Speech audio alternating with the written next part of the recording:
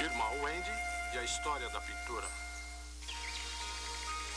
As névoas do tempo.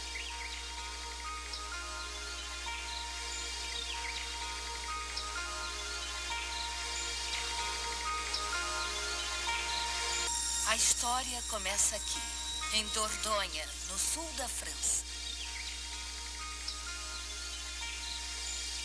Há 20.000 anos, tudo isso era bem diferente, coberto de neve e gelo, o refúgio de grandes mamutes e renas que eram caçados pelos nossos pequenos ancestrais cabeludos. Primitivos? Sim. Mas aqui, em algum lugar embaixo dos meus pés, está a prova de que eles eram como nós, da forma que realmente interessa. Cavernas de Lascaux 2.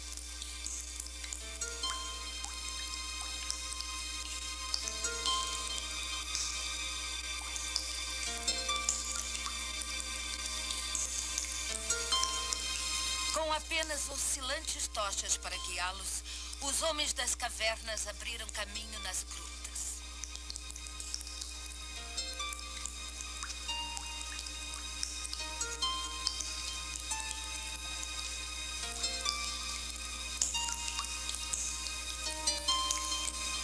Quando os artistas pré-históricos vieram para Lascaux, as cavernas eram impenetravelmente escuras. Essas grandes figuras não foram feitas para serem vistas.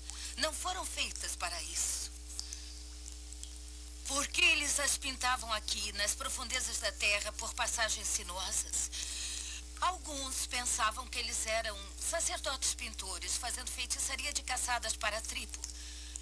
Mas o animal do qual a tribo vivia, usando todas as partes dele, um tipo de supermercado ambulante, era a rena. E eles não pintavam renas. Eles costumavam pintar os grandes touros, bisões e cervos selvagens, todos animais que eles não caçavam, mas observavam. Por exemplo, o meu desenho predileto, o grande cavalo, o cavalo mongol. O cavalo mongol não é bem assim, com aquele grande balanço da barriga, aquele focinho bonito e a inspirada caligrafia negra das patas. É, ouso dizer, um cavalo impressionista. Uma impressão de um cavalo e uma impressão bizarra. Quase como se o artista não estivesse tentando mostrar como parecia um cavalo, mas o que era ser um cavalo. Ou os grandes bisões. Essas duas formas negras de fúria erótica de machos indo explodir um no outro. O artista observou bem. Ele viu que um deles perdia o pelo, porque era primavera, a estação do cio. Observação e emoção perfeitas. Aquela grande listra vermelha mostra algo do sentimento do animal. E é esse olhar de espanto e admiração que torna Lascaux o que é. Porque todos esses animais são lindos.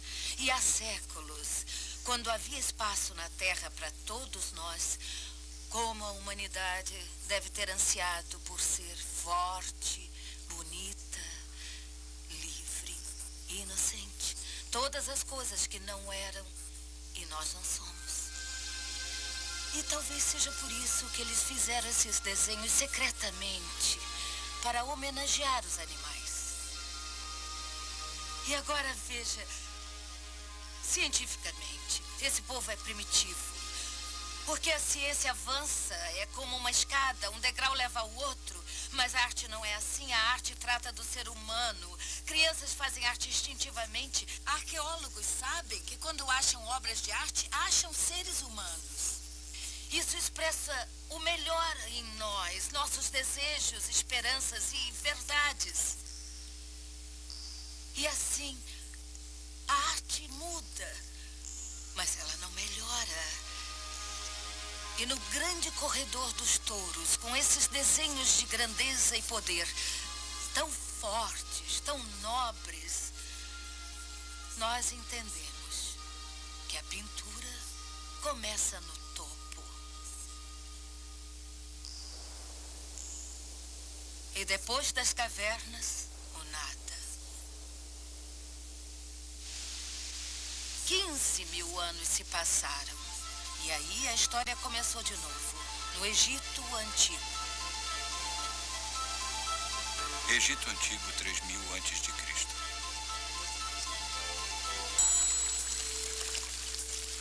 Qualquer que fosse o tema, as pinturas de túmulos egípcios obedeciam às mesmas regras rígidas. Eles queriam que as mensagens para o próximo mundo fossem totalmente claras.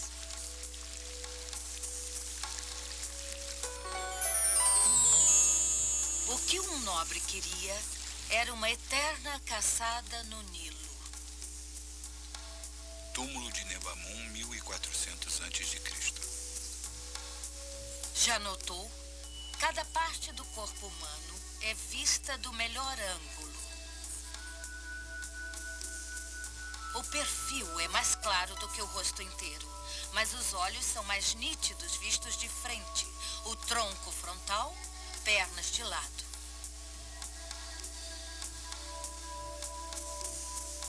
E o túmulo de Nebamun, então? Ele é enorme, com uma esposa pequena e uma filha minúscula. Mas, por outro lado, que energia no gato que caça e nos pássaros. O artista egípcio se sentia totalmente livre para pintar pássaros com enorme vitalidade. Ele não precisava fazer isso tão claro quanto tinha que fazer com a figura humana. Mas se nós quisermos uma arte que leve o corpo humano a sério, nós teremos que esperar pela ascensão de uma civilização vizinha. Grécia Antiga, 500 a.C.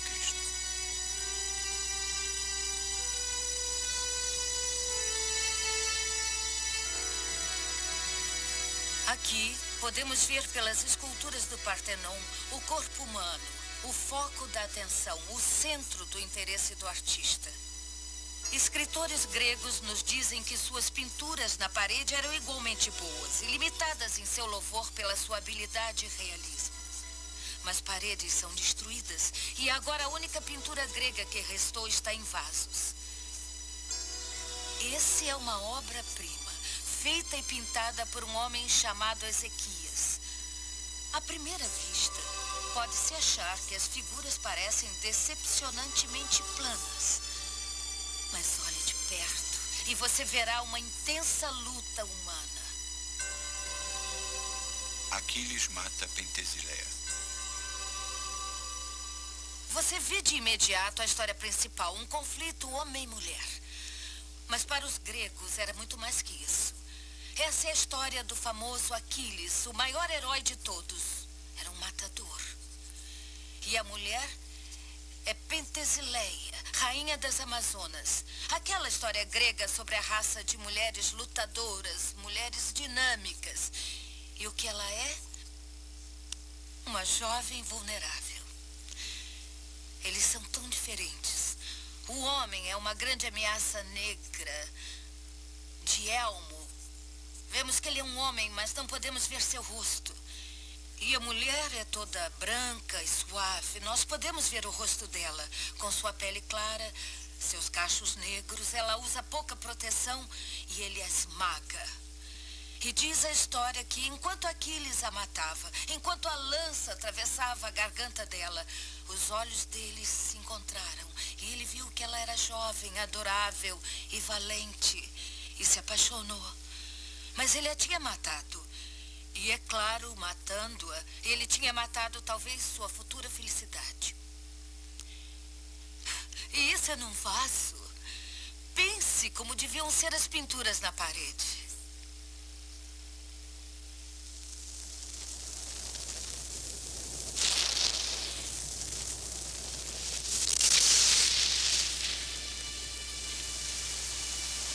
(79 depois de Cristo). O Vesúvio entrou em erupção, soterrando a cidade de Pompeia.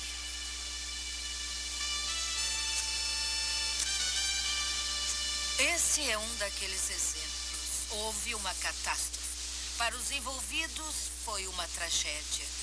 Porque eles morreram, sufocados em cinza vulcânica, lutando para respirar. E esse é um modo terrível de morrer.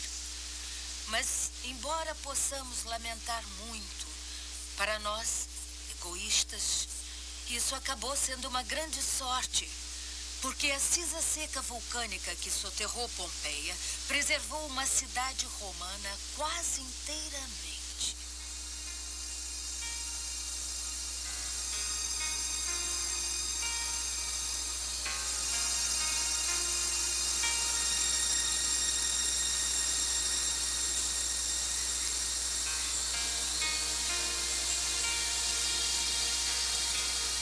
Claro, é maravilhoso nós termos Pompeia. E eu não quero parecer ingrata, mas ela era apenas uma pequena cidade provinciana e nós não podemos esperar uma grande arte aqui. Como os gregos, os romanos se interessavam pelo realismo, mas nem sempre eles se saíam bem. Essas figuras são pouco convincentes.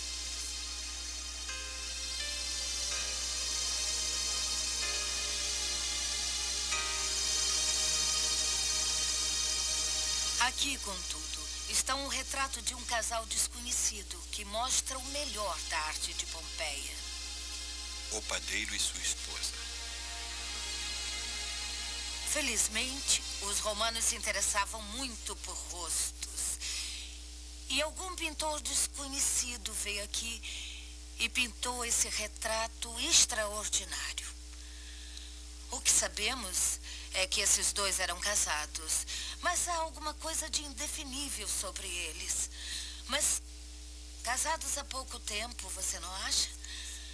Às vezes eu me perguntei se isso não é uma versão cara de uma foto de casamento. Esse jovem homem com grandes orelhas, acho que ele não tinha um rosto harmonioso.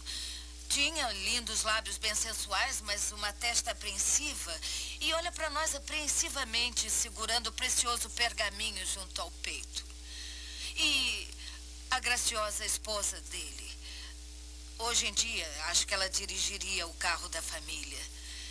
Está olhando fixamente ao longe com um grampo sob seu delicado queixo. E enquanto ela olha assim fixamente à distância e ele olha direto para nós apreensivamente, isso sugere que o casamento não se consumou.